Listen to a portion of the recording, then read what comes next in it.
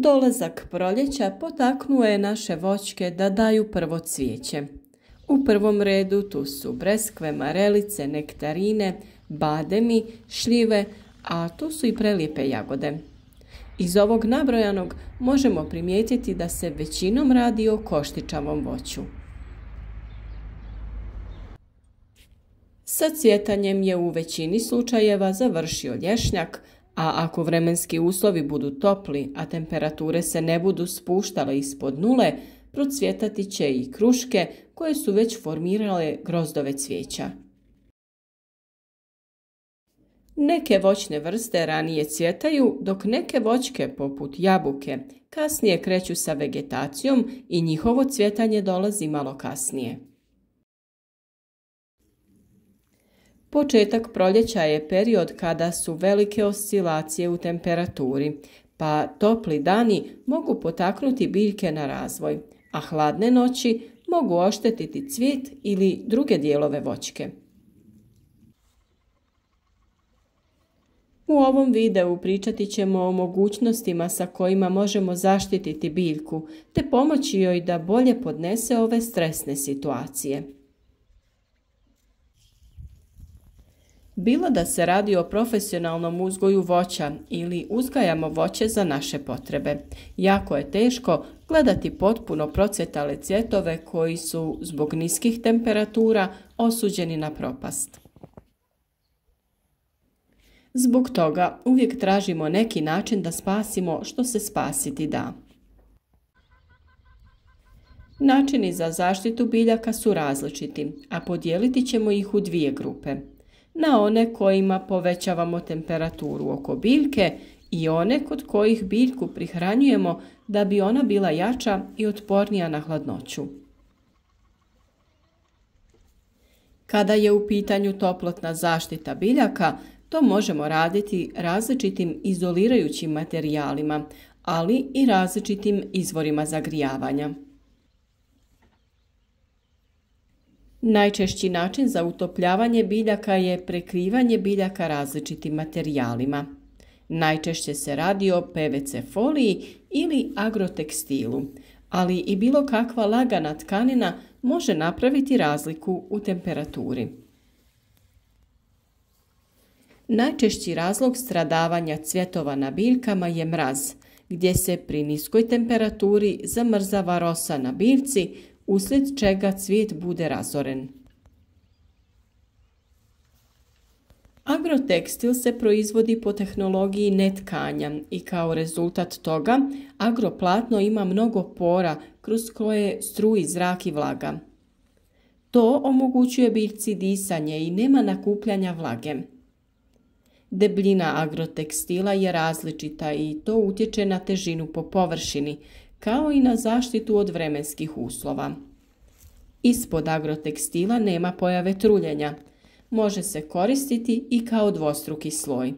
Lak je za postavljanje, a ne zahtjeva armaturu. Postoje tehnike pri kojima se voćke u vrijeme pojave mraza prskaju vodom u vidu magle, gdje se preko njih stvara zaštitni sloj. Nekada se pri niskoj temperaturi taj sloj zamrzava, te takav stvara zaštitu od dodatnog izlaganja niskoj temperaturi. U velikim voćnjacima primjenjuje se i metoda stvaranja umjetnog vjetra, pri čemu se miješa zrak, te se na taj način sprječava pojava vlage, odnosno mraza. Pored ovih načina, često se primjenjuje i zagrijavanje prostora oko voćki na način da se spaljuju materijali poput slame, sjena, ostataka kukuruza ili drvenih grana koje ostaju uslijed orezivanja voćaka. Loženje vatri na nekim dijelovima voćnjaka može pomjeriti kritičnu temperaturu na vrijednost koja neće oštetiti cvjetove. Zaista, u ovakvim situacijama kritična je razlika u temperaturi od 1 ili 2 stepena Celzijusa. Ako nam godišnji urod ovisi o jednoj noći u kojoj postoji rizik da temperatura padne ispod kritične vrijednosti, tada se vrijedi potruditi da se berba spasi. Naravno, u nekim godinama postoji duži vremenski period sa niskim temperaturama u periodu cvjetanja voćki, te tada i uz sav napor čovjeka urod ne može biti sačuvan. Tada ne treba trošiti energiju i financijska sredstva na zaštitu biljaka. Ipak, ako su pred nama topliji dani, a biljke su možda oštećene hladnoćom, možemo im pomoći prihranom. Često se znalo dogoditi da vegetacija na biljkama već krene, one prolistaju, te na njih padne snijeg. Imali smo takve situacije često na našim malinama.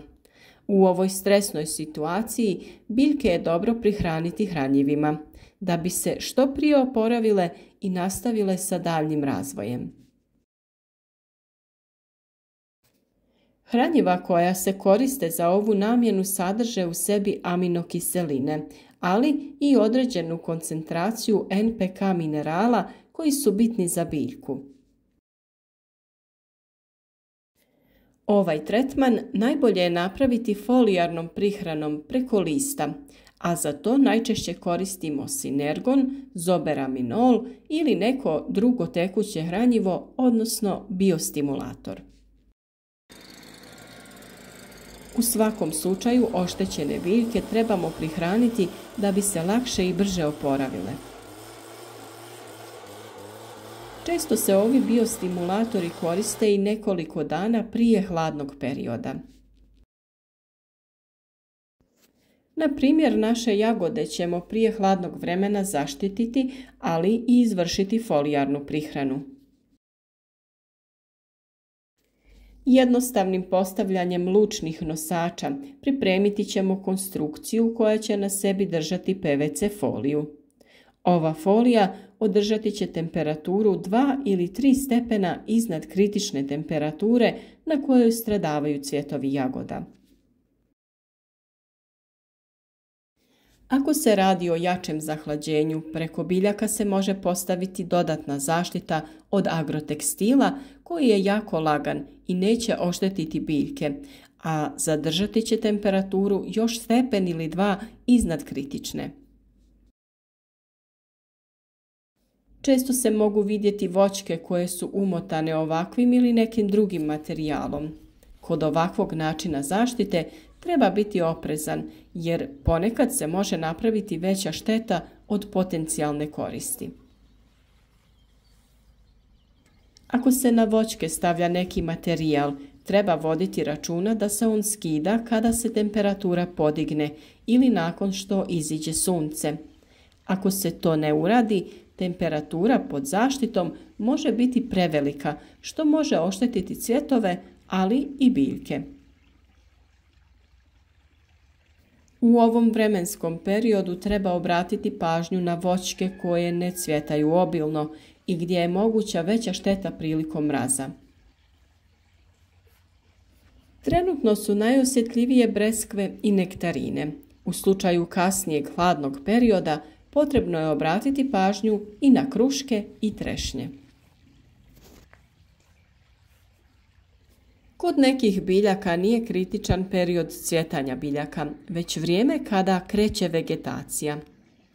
Najbolji primjer je vinova loza i kivi, kod kojih mladi pupoljci iz kojih izrastaju izdanci mogu izmrznuti.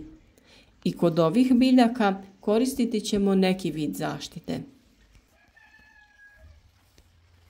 Pored ovih biljaka treba obratiti pažnju i na agrume, koji ne podnose niske temperature i postoji mogućnost da im opadne list, ali i izmrznu grane. Zbog toga ne treba žuriti sa iznošenjem limuna, naranči, mandarina van iz zaštićenih prostora, gdje smo ih unijeli u jesen.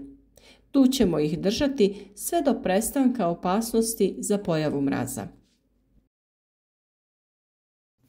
Neke biljke se mogu nositi sa niskim temperaturama, pa kupine, maline, ribiz koji cvjetaju nešto kasnije nećemo štititi od hladnoće. Kod ovih biljaka bitnija je zaštita od bolesti, čije negativno djelovanje i oštećenja voćari često pripisuju niskim temperaturama. Ipak, naredni period na našem području očekuje se stabilne vremenske prilike, tako da nema straha od niskih temperatura. Ali opet trebamo biti spremni u slučaju kasnih proljetnih mrazeva da zaštitimo biljke od hladnoće.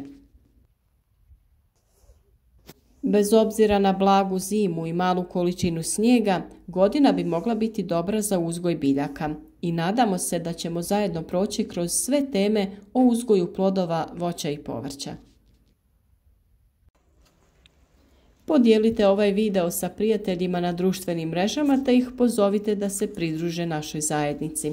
Podržite naš rad sa like ispod videa te napišite u komentaru od kuda nas pratite, koje biljke uzgajate te kako vi štitite biljke od hladnoće.